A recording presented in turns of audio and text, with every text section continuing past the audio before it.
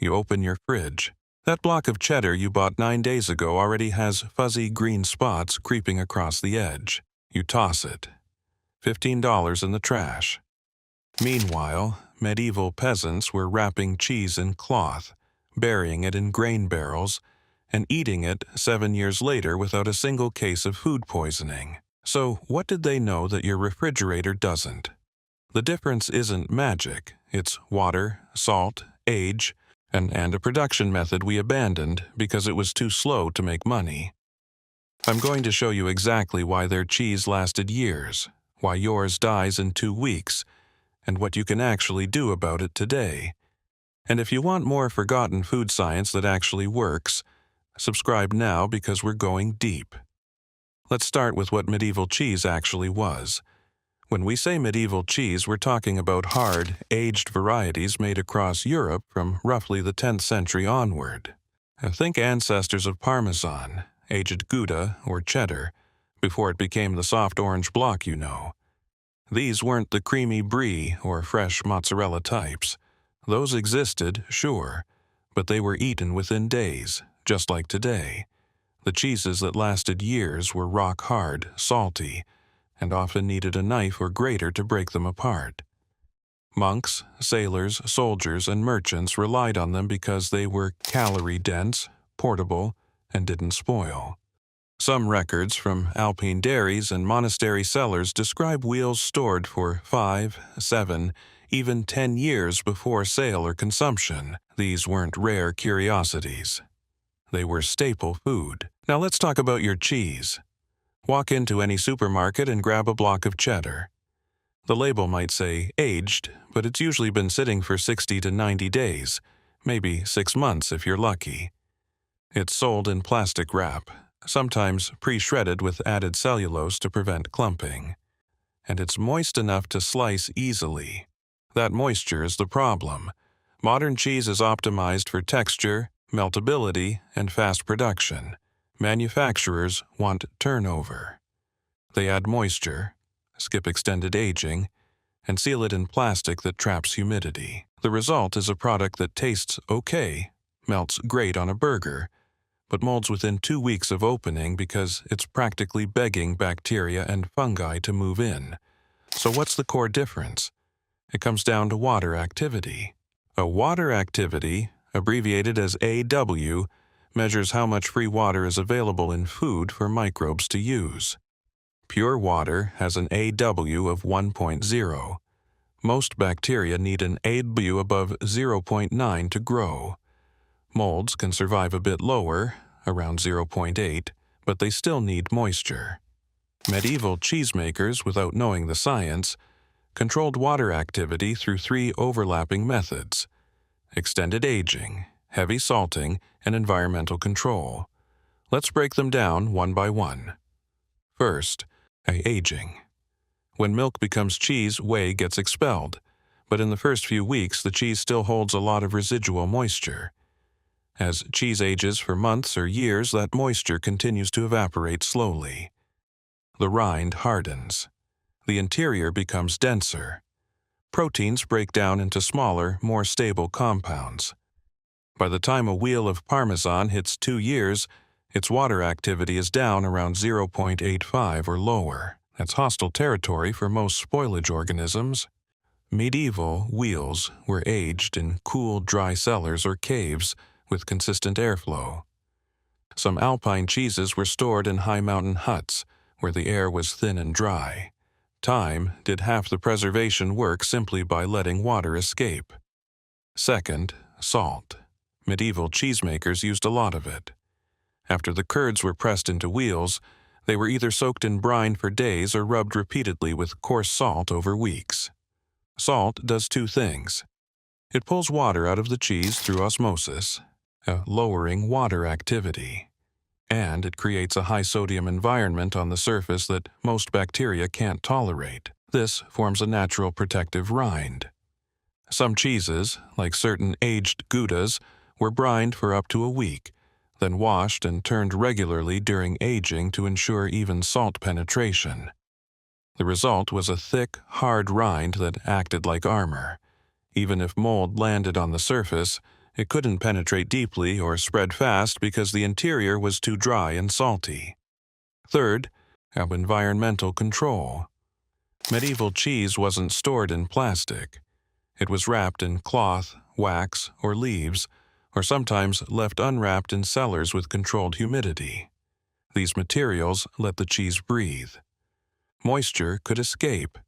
Air could circulate. Compare that to modern plastic wrap, which traps moisture against the cheese surface, creating a microclimate perfect for mold growth. Medieval cellars were often kept between 50 and 60 degrees Fahrenheit, and cool enough to slow microbial growth but not cold enough to halt the aging enzymes that develop flavor.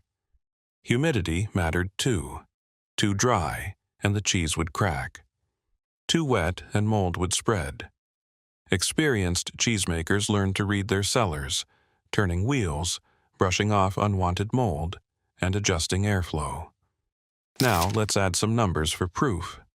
Modern studies on traditional Parmigiano Reggiano, which still uses methods close to medieval practice, show water activity between 0.83 and 0.88 after 24 months. At that level, Listeria and Salmonella can't grow. Even molds struggle.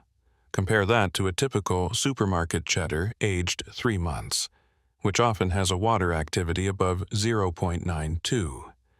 That's why one lasts years and the other molds in your fridge within 2 weeks once the plastic is opened and new spores get in. There's also the microbiome. Medieval cheese had complex surface ecosystems. Beneficial bacteria and yeasts colonized the rind, outcompeting harmful organisms. These weren't added from a lab. They came from the environment, the wood of the aging shelves, the hands of the cheesemaker, the air in the cellar. This natural rind flora produced antimicrobial compounds that protected the cheese. Modern cheese is often made in sterile stainless steel facilities. Starter cultures are lab-grown and standardized. The result is consistent, yes, but it lacks the protective microbial diversity. When your store-bought cheese is exposed to air, there's no army of helpful microbes to fight off invaders. Mold spores from your fridge land on a blank slate and thrive. Let's talk about fat content and pH too. Many medieval cheeses were made from partially skimmed milk because cream was valuable for butter. Lower fat content meant the curds could be pressed harder, expelling more whey and moisture. Modern cheese often uses whole milk or even added cream for richness and flavor. That extra fat holds moisture and makes the cheese softer and more perishable. pH also plays a role. During cheesemaking, bacteria convert lactose into lactic acid, lowering the pH. A lower pH inhibits spoilage organisms. Medieval cheeses were often quite acidic because natural fermentation went longer without strict temperature control. Modern cheese production is faster and more controlled, sometimes resulting in a slightly higher pH that's less hostile to mold. So, why did we stop making cheese this way? Speed and profit. Aging cheese for 2 years ties up capital, storage space, and labor. You can't sell it until it's done. In a modern food system built on rapid turnover and quarterly earnings, that's unacceptable. Refrigeration also changed the game. Once we could keep cheese cold during transport and sale, we didn't need it to be rock hard and shelf stable. We could make it softer, moister, milder, more appealing to mass taste. Plastic packaging allowed longer shelf life in stores, but shorter life once opened. The entire supply chain shifted toward volume and convenience, not longevity. There's also consumer preference. Medieval cheese was strong, salty, crumbly, and intense. Modern eaters, especially in North America, tend to prefer mild, creamy, meltable cheese. Manufacturers respond to that. If you tried to sell a 5-year-aged, a rock-hard wheel of cheese that needed a chisel to break apart, most shoppers would pass. The market selects for what sells fast, and that's young, soft, mild cheese. But here's the good news. You can still buy cheese that lasts. Look for aged hard cheeses, real Parmigiano Reggiano, aged 24 months or more, aged Gouda, especially ones marked as 3 or 5 years, Pecorino Romano. These are made using methods much closer to medieval practice. They're drier, saltier, and have lower water activity. Once you open them, they'll last months in your fridge if stored correctly. Wrap them in wax paper or cheese paper, not plastic. Put that wrapped cheese in a loose plastic bag or container to protect it from fridge odors, but don't seal it airtight. Check it weekly. If a little mold appears on the surface, cut it off with a clean knife. The interior is still safe because the cheese is too dry for deep mold penetration. If you want to go further, you can try making your own. Home cheese making has a learning curve, but it's doable. Start with a simple hard cheese recipe. Use whole or partly skimmed milk. Add culture and rennet. Cut the curds small to expel more whey. Press the curds hard. Salt heavily, either by brining or dry rubbing. Then age in a cool space, ideally 50 to 60 degrees with moderate humidity, for at least 6 months. Flip and check the wheels weekly. You won't match medieval 7-year aging on your first try, but you'll see firsthand how time, salt, and dryness preserve cheese. There are communities and books dedicated to this. It's a craft, not a quick hack, but it works. What about waxing? Some medieval cheeses were sealed with beeswax or lard to protect the rind. You can buy cheese wax today and coat homemade or store-bought cheese to extend its life. The wax acts as a moisture and oxygen barrier, slowing spoilage. It's not as breathable as cloth, but it's more protective. Commercial aged cheddars from England are often waxed, and they can last a year or more unrefrigerated if stored in a cool, dark place. If you buy a waxed wheel, don't refrigerate it unless you've cut into it. The wax does its job best at cellar temperature. Now, let's talk about what not to do. Don't buy pre-shredded cheese and expect it to last. It's coated with cellulose or potato starch to prevent clumping, and it has way more surface area exposed to air and contaminants. It's designed for convenience, not longevity. Don't store cheese in plastic wrap long-term. It traps moisture and promotes mold. Don't keep cheese in the warmest part of your fridge, like the door. Store it in the main compartment where temperature is stable. And don't assume all mold is dangerous. Blue-green mold on hard-aged cheese can be cut away. The cheese underneath is fine, but if soft or fresh cheese molds, toss it. Mold penetrates soft cheese deeply, and it's not worth the risk. Let's address safety. Some people worry that aged cheese, especially homemade, could harbor dangerous bacteria. The truth is, properly made and aged hard cheese is one of the safest preserved foods. The combination of low water activity, high salt, low pH, and beneficial microbes creates multiple hurdles that pathogens can't cross.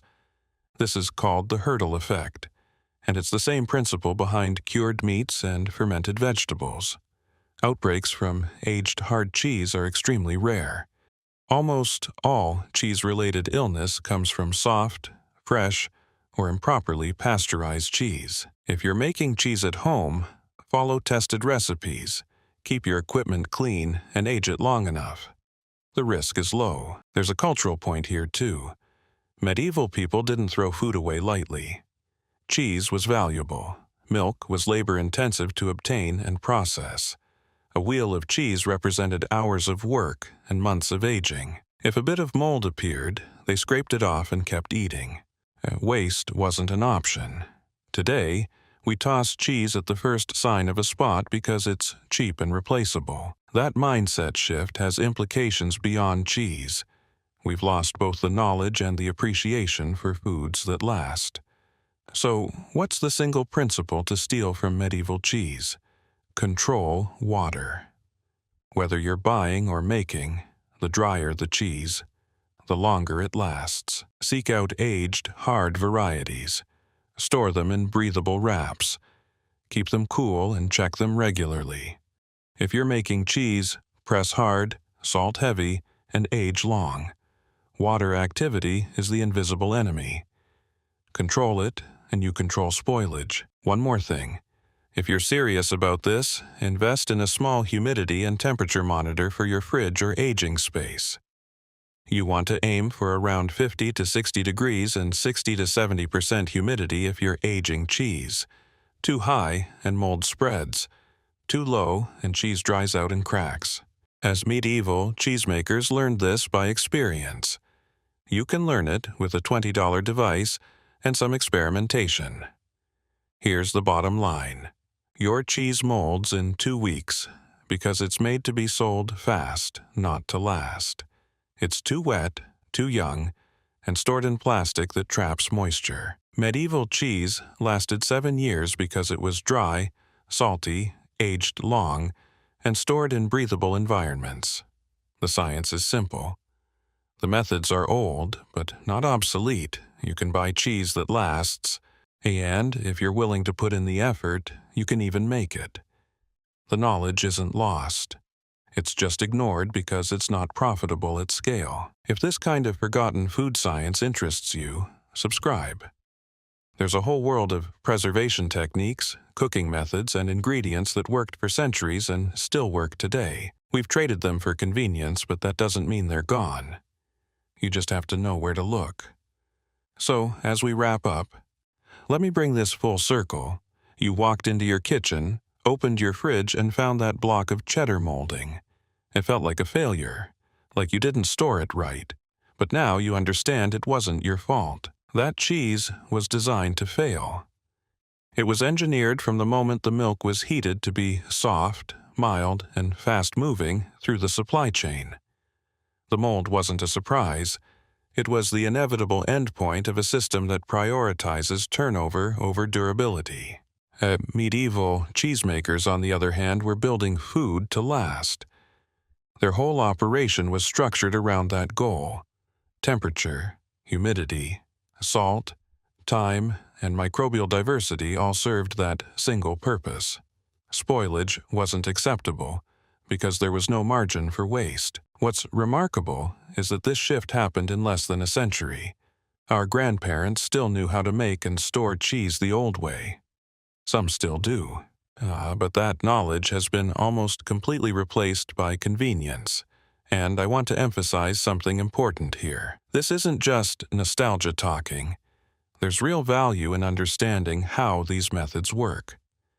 Not because we need to reject modern refrigeration or go full medieval in our kitchens. We don't. Refrigeration is genuinely useful and safe, but because understanding the principles gives you optionality. It gives you the ability to choose.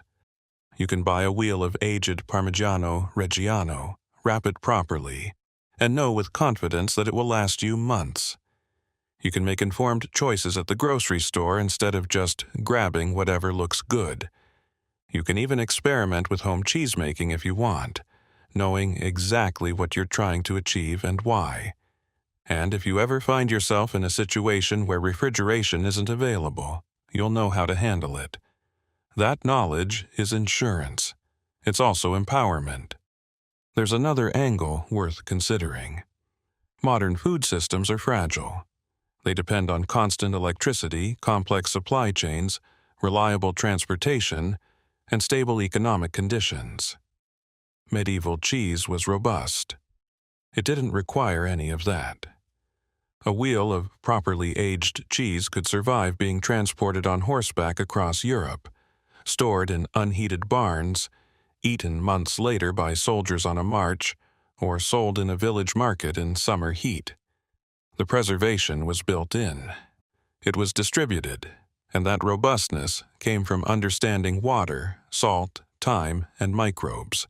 Those principles haven't changed. If we ever needed to, we could make cheese that way again. I'm not suggesting you should live like it's the year 1350. Modern life is better in a lot of ways. Medicine works. Most of us aren't starving. We have options. But there's value in knowing how to make food last without electricity. There's satisfaction in understanding why things work the way they do. And there's a quiet confidence that comes from knowing you could feed yourself if things changed. That's not paranoia, it's just wisdom. Let's also talk about taste for a second. If you've never had properly aged hard cheese, you're missing something. A real aged cheddar, the kind aged for 3 or 5 years, tastes completely different from the mild version in your supermarket. It has depth, complexity, crystalline crunch. You can taste the milk, the pasture, the seasons, the time. As medieval, people didn't eat cheese because they were forced to make do. They ate it because it was good. It was luxury food. It was worth the wait. The problem is that we've gotten used to the inferior version. It's cheap and accessible, and we're fine with it. But once you taste the real thing, you understand what we traded away for convenience. And you might decide the trade-off wasn't worth it. Here's a practical challenge for you. Next time you're at a market or specialty food shop, buy a small piece of aged hard cheese, something that's at least 18 months old. Cut it into a few pieces. Taste it slowly. Notice the texture, the salt level, the complexity. Then go home and taste a piece of your regular supermarket cheese side by side. You'll immediately understand the difference. You'll taste the water. You'll taste the youth. You'll feel the softness that mold loves.